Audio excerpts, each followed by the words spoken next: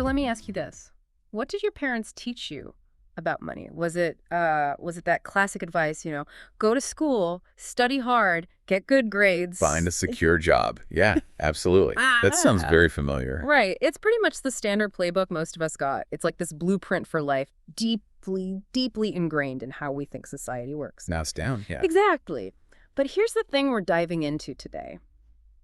What if that path, that whole conventional wisdom thing, isn't actually the best way to, real wealth, lasting financial independence? What if it's actually leading us somewhere else? Precisely. What if the way most people think money works, especially for the rich, is, well, kind of skewed, maybe even misleading?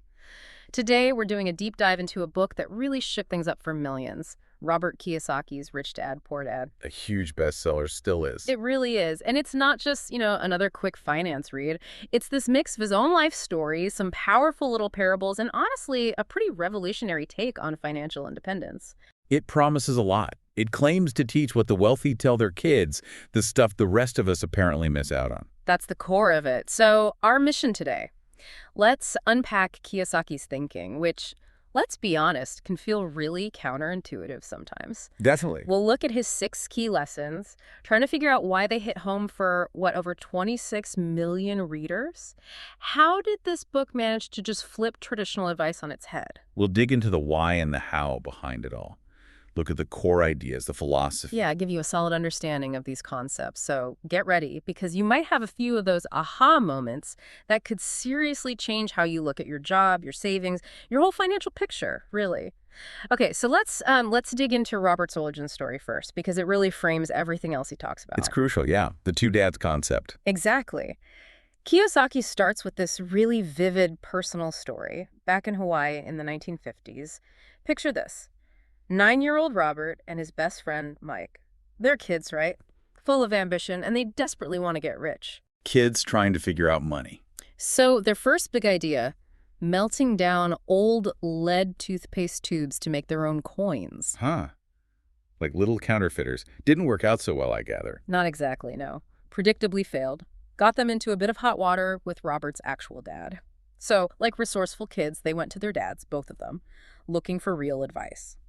How do we actually make money? Now, Robert's own father, who he calls his poor dad, and it's important to note, not because he was broke, but because of his financial mindset. Right, he was highly educated, held a prominent job. Yeah, PhD, high up in the Hawaiian education system, definitely not poor by normal standards. His advice was exactly what you'd expect, what most of us heard. Go to school, study hard, get good grades, find a good, secure job, maybe with the government or a big company, work your way up. The safe path.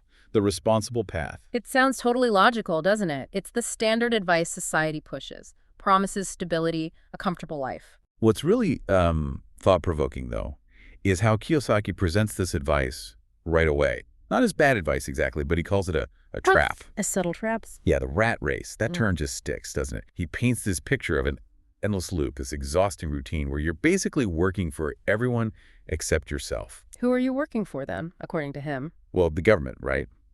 Taking taxes off the top, bill collectors nibbling their payments, and your bosses, your employer, whose company gets richer because of your work. So you work harder, get a raise. And then more gets taken, higher taxes, maybe you buy a bigger house or a nicer car because you think you could afford it, so your expenses go up. It's this cycle where you never really get ahead, financially speaking. You're just running faster on the hamster wheel. And he argues this advice, even though it comes from a good place, maybe fear of poverty, wanting to fit in. Right, societal expectations. It actually stops people from getting truly wealthy. It keeps them maybe comfortable, avoids, being destitute, but doesn't lead to real financial freedom. The focus is all wrong, he says. It's on security, on earning a paycheck, avoiding risk, instead of actually building wealth that works for you. It's a fundamental mindset shift he's trying to trigger. Okay, so that's poor dad's advice. Right. Now, contrast that with Mike's dad, the rich dad. His first lesson was, well, it was different. Very different. No lecture involved. No lecture at all.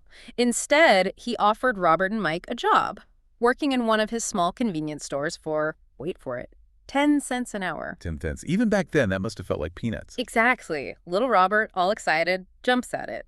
But after a few weeks of hard work, cleaning, stocking shelves, feeling totally exploited for this tiny wage, he gets furious. Understandably. He marches back to Rich Dad, ready to quit, saying, "You haven't taught me anything about money. You're just exploiting me." So how does Rich Dad respond to that? How is this a lesson? Well, Rich Dad, apparently with this little smile, just kind of looks at him and delivers the first big insight. He says, "Life often pushes you around." Okay. A bit philosophical. And then the kicker. And working for money does not make you rich. Boom. That just flips the script entirely. That's the core idea right there, isn't it? Yeah. That statement challenges everything we're typically taught about hard work and earning a living. Totally. It suggests the wealthy operate under a different set of rules, a different mechanism for generating income. They're not just trading hours for dollars. Their focus isn't on the wage itself, but on something else, on creating systems or assets that bring money to them. Which leads perfectly into the next question, right? If they don't work for money in that traditional sense, then how do they get wealthy? What are they actually doing? How does their money work for them? Exactly. And that brings us straight to Kiyosaki's second big lesson, which is all about understanding the difference between certain types of things you can own. And this is where it starts getting really interesting and maybe a bit controversial for some people. Rich Dad explained it really simply to the boys. He just boiled it down. An asset is anything that puts money in your pocket. Simple enough. A liability is anything that takes money out of your pocket. Okay, that sounds straightforward, but the implications are huge. And this is where many people, he argues, get it fundamentally wrong. How so? Well, it's not about just owning something. It's not about what a traditional accountant might list on a balance sheet. It's all about the cash flow. Does this thing you own generate income for you month after month? Or does it cost you money month after month? So it's a dynamic thing, not static. Precisely. Is money flowing towards you because of it or away from you? That's the acid test in Kiyosaki's world. Okay, and here's the big one, the example that always sparks debate. The house, your primary residence. Most people consider it their biggest asset, right? Absolutely. It's the cornerstone of the middle-class dream, an investment for savings. But Kiyosaki drops a bomb. He argues, for most people, their house is actually their biggest liability. Whoa. Okay, that definitely goes against the grain. How does he possibly justify that? Isn't a house an investment that appreciates? He's not necessarily saying it won't go up in market value over 30 years. His focus is purely on that cash flow definition we just talked about. So because it costs you money every month. Exactly. Think about it. The mortgage payment, the property taxes, the insurance, the upkeep, the repairs. All of that is money flowing out of your pocket every single month, often for decades. It requires your income, your labor, to service those costs. It's a drain, not a source. Right. A true asset, in his view, pays you. A rental property generates rent income. Dividend stocks pay you dividends. A business generates profit. Your primary residence typically just consumes resources. Let's break down those numbers a bit because that really drives it home. Say you have a $400,000 house, 30-year mortgage, maybe 5% interest. Over 30 years, you could easily pay, what, almost another $400,000 just in interest. Easily. Plus, property taxes, say $5,000, $10,000 a year. Yeah. Insurance. And then, oh yeah, the roof leaks, the furnace dies. Thousands more, exactly. So a huge chunk of your monthly income is just constantly flowing out to support this thing. It's a massive financial obligation. And Kiyosaki argues this hurts you in two main ways. First, those guaranteed massive monthly expenses just eat up your cash flow. That's the definition of a liability. Consumes your capacity to invest elsewhere. Which is the second point, opportunity cost. Think about all those hundreds of thousands of dollars over 30 years flowing out. What if that money had been invested in actual income-producing assets instead? Assets that put money in your pocket. Instead, the money goes to the bank, the government, the insurance company, making them richer. It's a really stark perspective, isn't it? Focus relentlessly on cash flow. Acquire assets that generate positive cash flow. Avoid liabilities that drain it. So let's visualize this. He breaks down the cash flow patterns. For the poor, he says, the paycheck comes in and goes straight out again. Rent, food, taxes, basic survival. Little or nothing left. A hand-to-mouth existence, basically. Then the middle class. Yeah. The paycheck comes in, covers expenses, maybe some nice things, but crucially, it also goes out to pay for liabilities. The mortgage, the car loan, student debt, credit cards. They might earn more, but their outflows to liabilities also increase, keeping them stuck. Still in the rat race, just maybe a slightly nicer cage. But the rich, their picture is different. Their income doesn't primarily come from a job. It comes from their assets. Businesses, stocks, bonds, real estate. Right. These assets generate enough income to cover their expenses, and often there's a surplus. And what do they do with that surplus? Reinvest it back into more assets. Exactly, Yeah. which generates more income, which buys more assets. It's this upward spiral. Their money is genuinely working for them, compounding their wealth. So the core advice really boils down to this. Discipline. Keep your expenses and liabilities low. Resist that urge to upgrade your lifestyle every time your income bumps up. And take the difference, that surplus. Invest it Yeah. consistently into things that will generate more income. That's the engine of wealth building, according to Kiyosaki. Let your money do the heavy lifting. Okay, that sounds great. Buy assets, not liabilities. Simple enough. But the obvious question is, how? Where does the money come from initially to buy those assets if you're just starting out or working a regular job? Right. It's not magic. You need capital to start. Which leads us right into his third lesson. Mind your own business. Now, minding your own business here doesn't mean, ignore your neighbors. No, it's not about being aloof. It's about focus. Exactly. It means focusing on your financial world, building your asset column, making money for yourself, not just for your boss or the tax man. It's about consciously creating that portfolio of assets on the side. And this is important. Did that mean you have to quit your job tomorrow? Not necessarily, no. And Kiyosaki is really clear about this. He makes a critical distinction between your profession and your business. Okay, explain that difference. Your profession is your job. It's what you do maybe 9 to 5 to pay the bills. It gives you a title: teacher, plumber, lawyer, whatever. It's your main source of earned income right now. Got it. That pays for your life. Your business, though, in Kiyosaki's terms, is your collection of assets. It's what you invest your extra time and money into, specifically to grow your wealth. That's where the real fortune is built, independent of your job. So you could be an engineer by profession. But your business could be owning rental properties, or a portfolio of dividend stocks, or even a side hustle that's generating passive income. Two separate things. And look how Robert applied this himself even as a kid. Remember, poor dad's advice: get a safe job. Rich dad's advice: buy assets. He chose Rich Dad's path early on. Right. At 9 years old, his first business, renting out his comic book collection to other kids, he even paid Mike's sister a small wage to manage it. Outsourcing already. He was just collecting the profit. He got it. He created a little system, an asset that made him money without him having to be there constantly. And then as an adult, he did work regular jobs, right? For Xerox, Standard Oil. He did. He worked hard. But crucially, while he was earning that salary, he lived below his means. He kept his expenses super low. Discipline again. And he plowed the difference, his savings from his job, into buying assets. Real estate initially. He treated every dollar invested like an employee working 247 to make him richer. So the salary wasn't the end goal. It was the seed money. Exactly. It was the tool he used to buy the assets that would eventually make him financially free. The job funded the business. So for you, the listener, your current job, your salary, it's potentially your most powerful asset-building tool right now. Don't just spend it.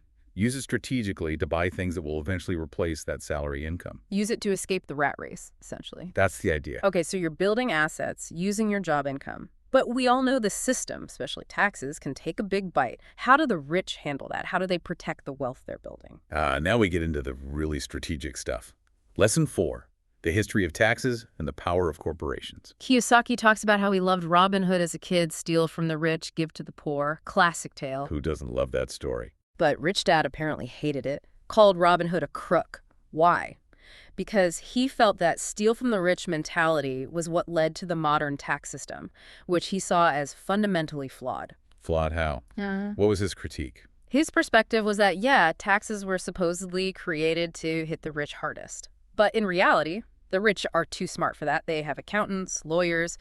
They know the loopholes. They understand the rules of the game. Exactly. So the government raises taxes, intending to get more from the wealthy, but the rich find legal ways to shield their income. And who ends up actually paying more? The middle class. The ones without the fancy advisors and complex structures.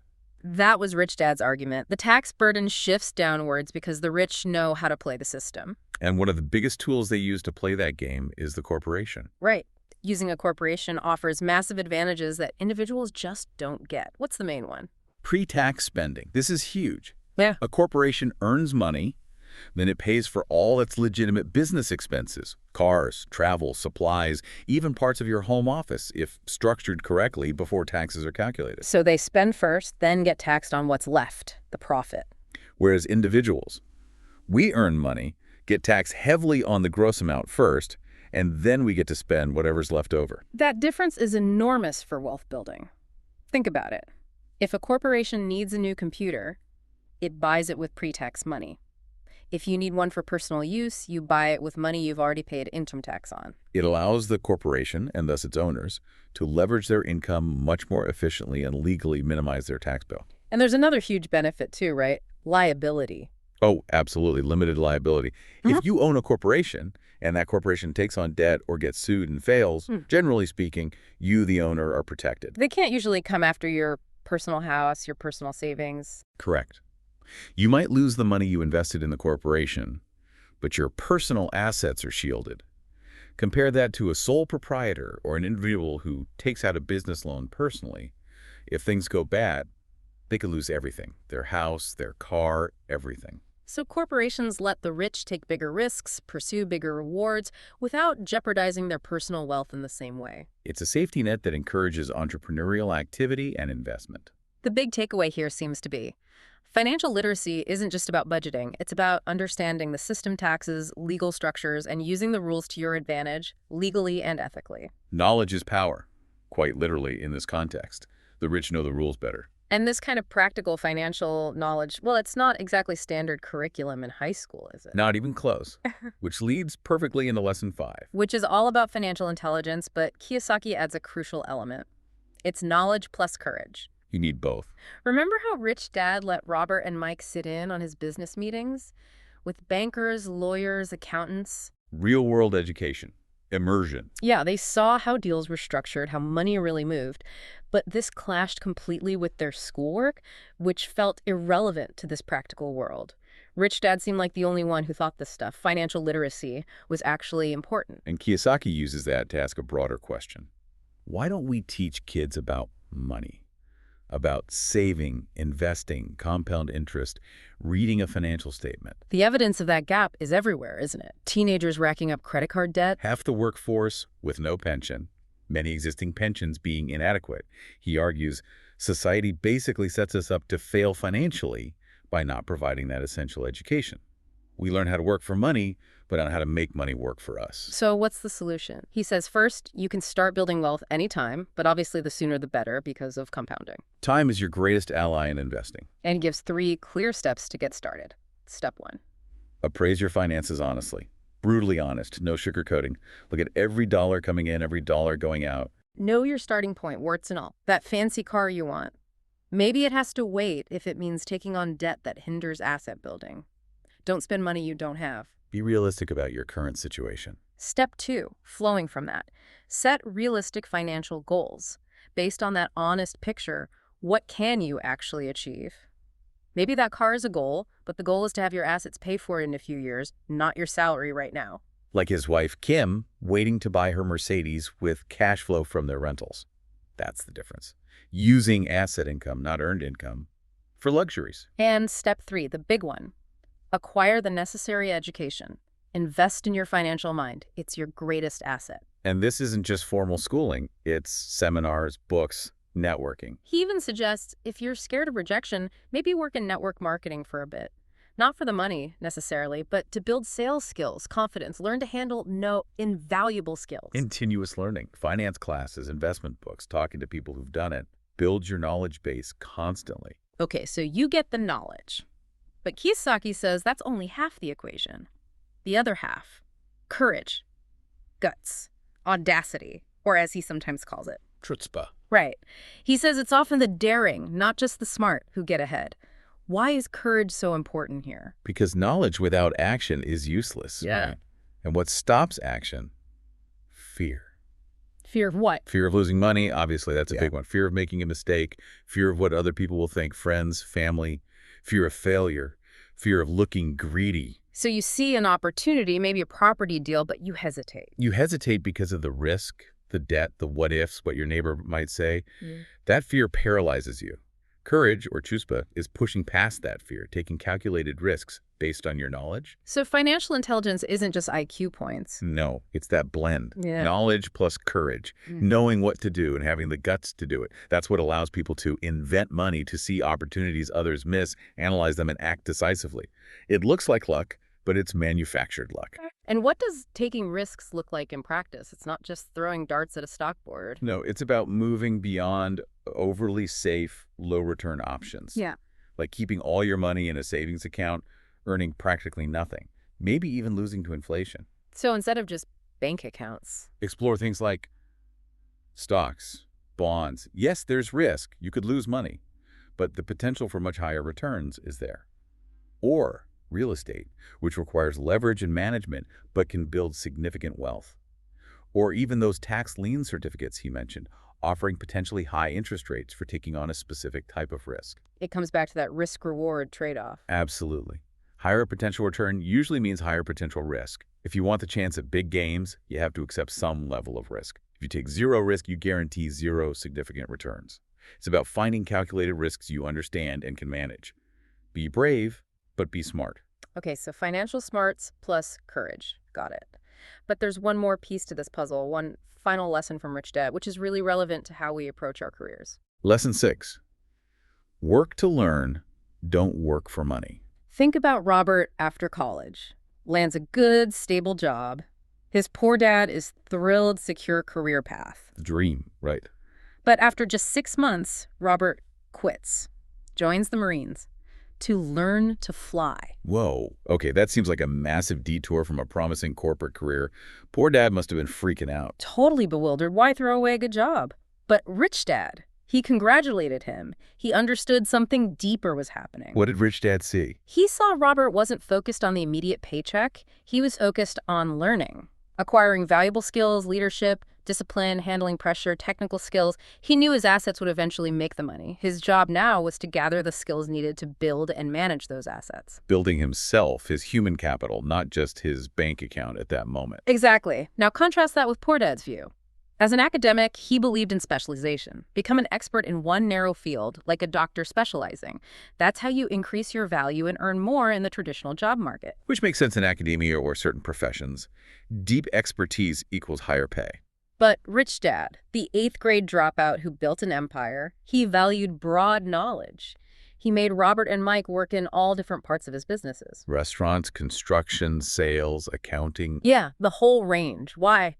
Not to find their one perfect job, but to give them a little bit of knowledge about everything. Sales, marketing, finance, management, negotiation. To understand how all the pieces of a business fit together. To become well-rounded entrepreneurs and investors, not just specialized employees. It's a completely different educational philosophy. Specialization serves you well if you plan to be a highly paid employee.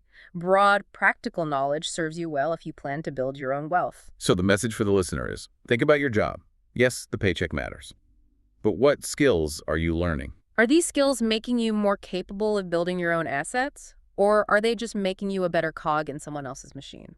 Are you learning sales, marketing, leadership, understanding financial statements, skills that transcend any one job and applying to building wealth? It's a powerful lens through which to view your career choices. Work to learn things that will help you build your own business, your own asset column. All right, so that's a wrap on the 6 core lessons from Robert Kiyosaki's Rich Dad, Poor Dad. Let's just quickly run through them again. Good idea. Quick recap. 1. The rich don't work for money. Money works for them. Get your money generating passive income. 2. Financial literacy is key. Learn to tell a real asset puts money in your pocket from a liability, takes money out, and buy assets. Avoid liabilities. 3. Keep your day job for now, but mind your own business. Build that asset portfolio on the side. Your job funds your escape plan. 4. Understand the system, especially taxes and corporations. Use the rules legally to protect your wealth and minimize taxes, like the rich do. 5. Financial intelligence equals knowledge plus courage. Get the knowledge, then have the guts to take calculated risks and act on opportunities. And 6. Work to learn, not just to earn. Focus on acquiring broad, practical skills that will help you build wealth, not just climb someone else's ladder. And it's worth remembering, these aren't just abstract ideas. Kiyosaki built his own significant wealth, estimated around $100 million, apparently using these very principles. Yeah, he definitely walks the talk, or at least that's the story he presents. Mm. These are strategies that have worked for him and supposedly many others. It's about applying the mindset shift. So the big question for you listening right now is, what does this all mean for your own life, your own finances? Kiyosaki really pushes us, doesn't he? He forces us to question those default settings, those ingrained beliefs about jobs, money, security, wealth. It's provocative for sure. Challenges deeply held assumptions. So after hearing all this, maybe just take a moment. Think about one thing. What's one small, concrete step you could take, maybe even this week, to start shifting? To move, even just a tiny bit, from only working for money towards making your money start working for you? What could you do to begin building that asset column? It might feel a bit bold, maybe a little scary. It probably will. But as we heard today, sometimes success, real financial change takes a bit of knowledge and, yeah, bit of guts. So go out there, think about it, and explore what's possible for you.